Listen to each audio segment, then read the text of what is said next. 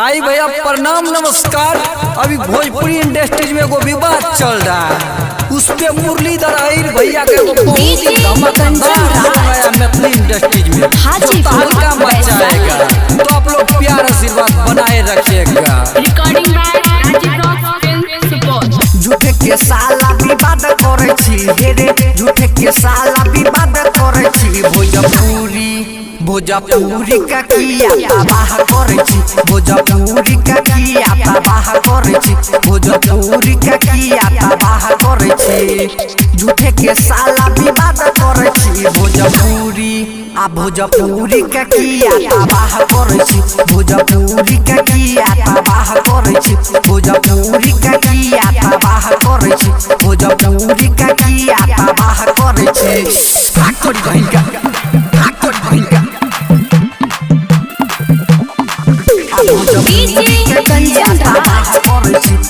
हाजीपुर वैशाली भोजपुरी का किया तबाह करे छी। झूठे मुठे लाइव में दै सब गाड़ी, झूठे मुठे लाइव में दै सब बेटा। तोरो सबके सुन है तो भरे महातारी, तोरो सबके सुन है तो भरे महातारा। झूठे मुठे लाइव में दै सब गाड़ी, तोरो सबके सुन है तो भरे महातारी। गंदा से गंदा सब गैर पढ़े छी हे रे, गंदा से गंदा सब गैर पढ़े छी। भोजपुरी का किया तबाह करे छी, भोजपुरी का किया तबाह करे छी, भोजपुरी का किया तबाह करे छी, भोजपुरी का किया तबाह करे छी। बात नहीं चला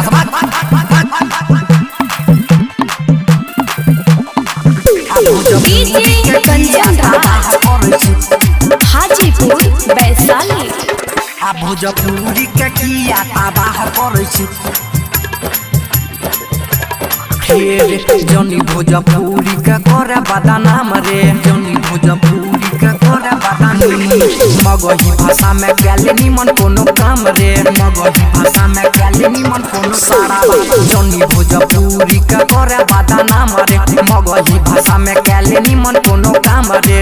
झूठे के साला विवाद करे छी हे रे, झूठे के साला विवाद करे छी। भोजपुरी का किया तबाह करे छी, भोजपुरी का किया तबाह करे छी, भोजपुरी का किया तबाह करे छी, भोजपुरी का किया तबाह करे छी।